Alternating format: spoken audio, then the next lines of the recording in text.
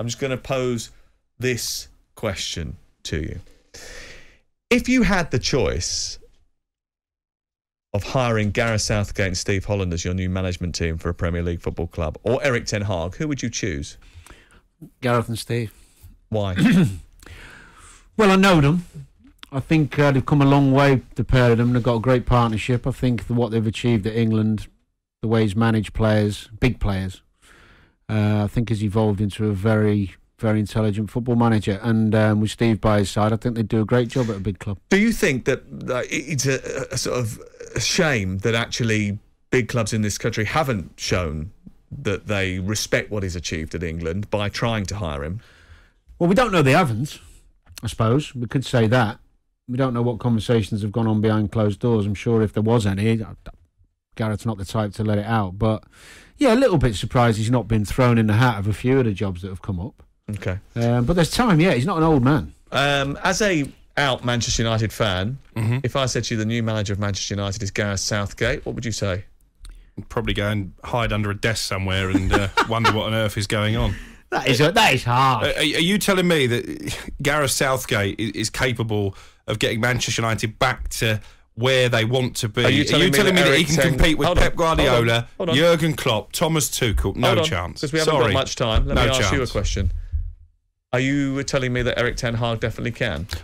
There's no definite. I can tell you that Gareth Southgate definitely isn't good enough for Manchester United. I don't know enough about Eric Ten Hag. I like what I've seen so far. What have you seen? I like what he's done at Ajax. What? Win a league, they win every year, whoever's in charge. Whoever United appointed was a risk to a degree. But I thought it was interesting that you immediately turned around and said that you knew as fact that Southgate wasn't good enough, but even though you didn't know whether or not Eric Ten Hag was good enough, although from what you've seen, you said that you think he's better than Gareth Southgate. You'd take him. Yeah.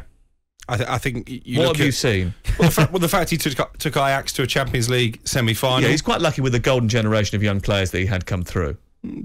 Look at the tune he's got out of Dusan Tadic. Southampton weren't particularly sad to see him go. He's been absolutely outstanding in the for Ajax and in that Champions League run. So he's done it at the top level of European competition.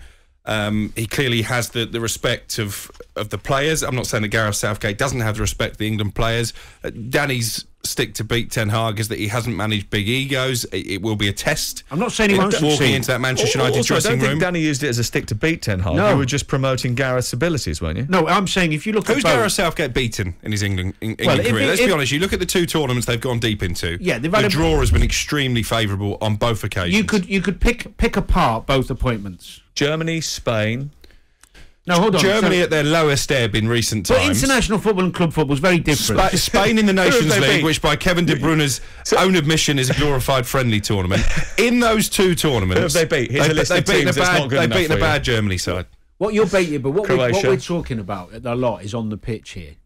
What we're talking about off the pitch is what Gareth's done with England, which I alluded to before, in terms of creating a good mentality and a work ethic and a togetherness and a unity.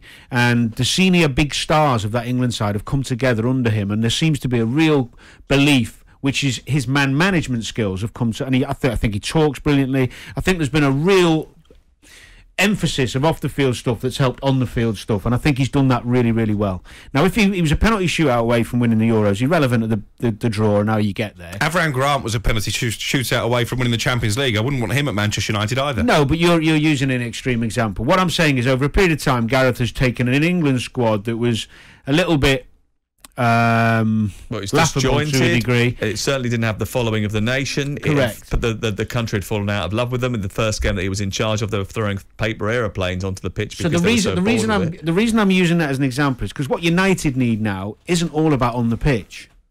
They'll be judged on that, but initially, what do United need? They need someone to bring together this squad and try and create a unity and an atmosphere and an energy that England have. I think that would be fair. I think what Ten Hag has done is, of course, it's credible. Winning the league 3-4 times, and I did all right at Utrecht, etc., etc.